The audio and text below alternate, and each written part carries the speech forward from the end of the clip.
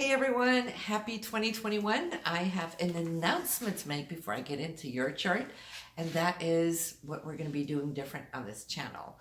I want to thank you all for all your wonderful comments, really warms my heart, but I would like to get online, upload to you on a weekly basis what we're going to do every Sunday.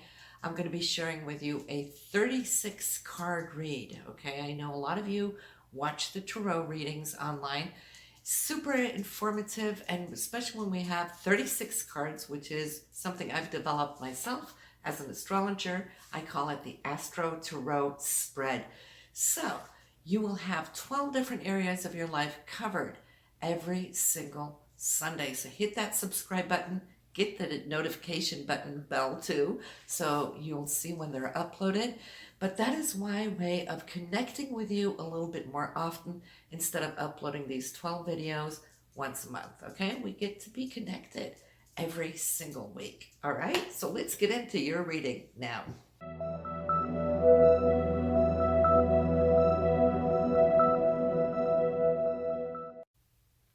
Hello Pisces, and welcome to your January forecast. And we are officially now out of 2020, and we're celebrating the new year and what that can now bring to all of us, right? One of the first things that I'm noticing in your chart is that Jupiter, Saturn, and Pluto, which has been cruising in your 11th house for social networks, your friends. I can see that a lot of you Pisces have had extra maybe time with your friends in spite of COVID, go figure.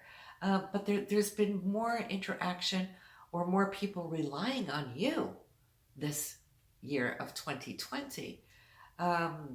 Maybe because they had things going on and they just trust you. But I can see how you, in spite of everything, the lockdown, that you had probably more interactions with your friends last year. Now in 2021, as we start off the new year, the big game changer for you is now that Jupiter and Saturn both are moving into your 12th house. That's the house that you rule. More power to you. And some of that extra responsibility, maybe that you were feeling for your circle of friends or your social network, whatever the deal was in 2020, now it's shifting where you can work a little bit more behind the scenes, having more time to yourself. You know, as a Pisces, there's ebb and flow, right? There's time to be outgoing and there's time to kind of center within so that you can catch up with what is important to you. This is going to allow you that so you can work more so behind the scenes creatively, because that's, you know, basically what you are, Pisces. You're very creative and spiritual. So whatever you're doing, working on that, I feel it's going to be good for you. And Jupiter is the old ruler of the 12th house, so it's feeling at home here. Now Saturn's going to accompany you so that you can be more apt to, shall I say, draw certain lines. And when I say that, it's putting boundaries, okay? Think about the rings of Saturn.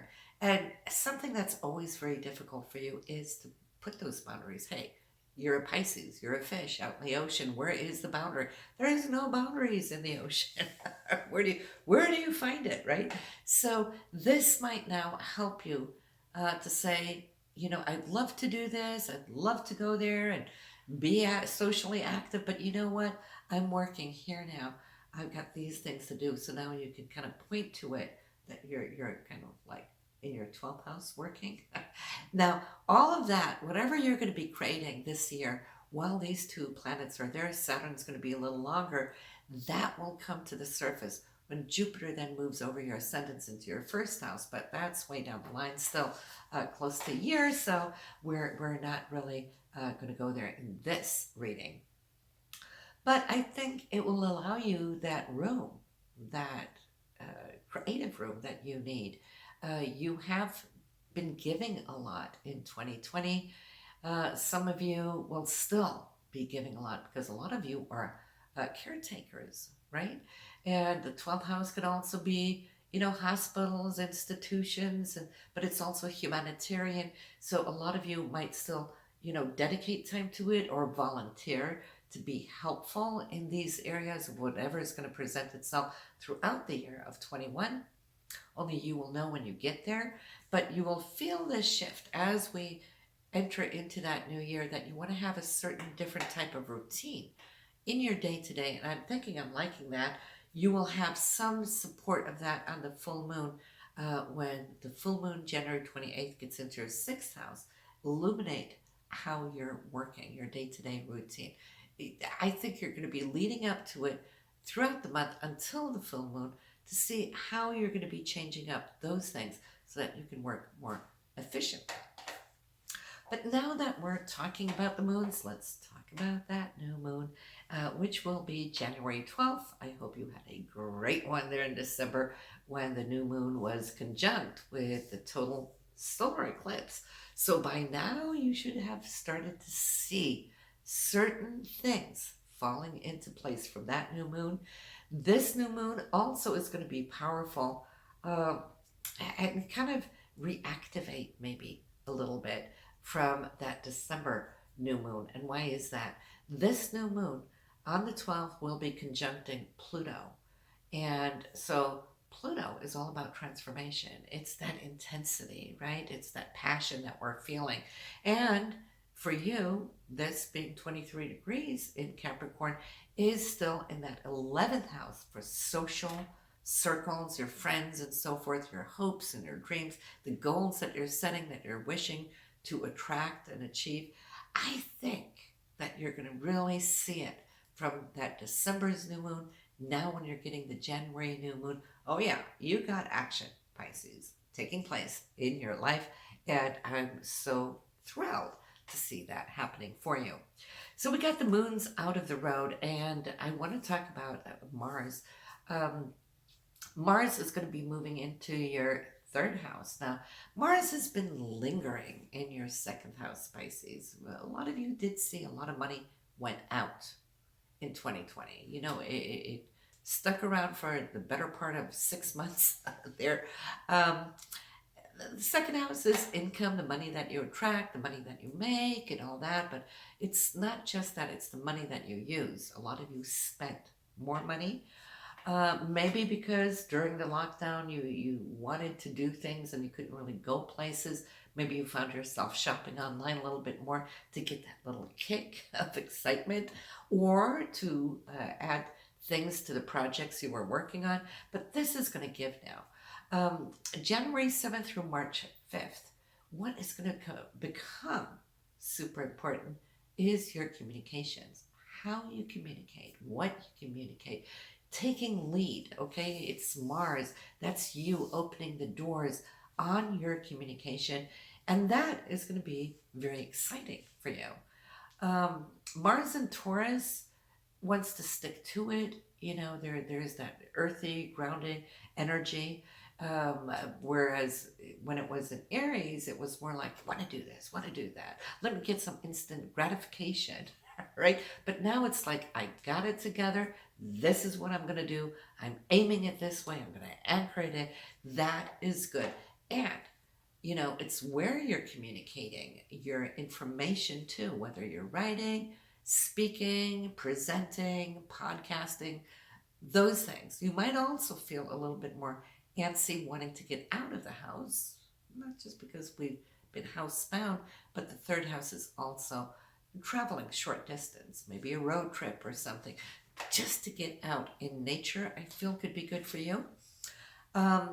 This whole phase until March 5th is good for Pisces in this area. There's one thing I do want to mention though, and that's the phase between the 17th and the 23rd of January. And why is that? Well, Mars is going to infuse itself by conjunction with Uranus, and we like Uranus, don't we? We like change. We want excitement. We hate being bored. You know, Uranus keeps us out of that cage of boredom. But when these two come together, think about Mars being feisty, you know, and then Uranus unpredictable. When they come into a conjunction, it's kind of like head-on jolt. And that is why we astrologers call this aspect the earthquake aspect. Yes, it has the power to shift tectonic plates on the planet. But hey, you know, we too, all living things, we'll have our own inner tectonic plates. And so we might be jolted in this week with whatever takes place. So we want to be a little low key with it so we don't overreact or jump to conclusions or be too Marsy because that might not sit. We want to observe. That's always the best place to be when there is aspects like this. Be the observer rather than the participant, because then we have a true vision of what is going on. But it could be exciting too. But we do want to be careful because sometimes we act too quickly without stopping thinking of consequences. So this is the time that we can bump into a door because our mind is here and we're not really looking at the doorway, right? Or we might stump our foot on a chair as we're walking because we're not paying attention. We're all up here. So just be a little careful. Minor accidents can take place with that, but when we know about it, we kind of slow down just a tad bit so we still feel that we're in control, right? So this is pretty much the most exciting that I am seeing for you right now. Continue to be creative, Pisces. Now, coming up on a weekly basis, we're going to be doing the 36 card read, like I said initially. And that is super exciting because we're going to be looking at the 12 different areas of your life that's going to take place on a week-to-week basis, right? So that's a lot of information you can have every Sunday morning when you get up. So hit subscribe right now so you don't miss out on them, and the notification bell so that you can see when it pops up on the Sunday mornings. And I'll see you soon. Bye now.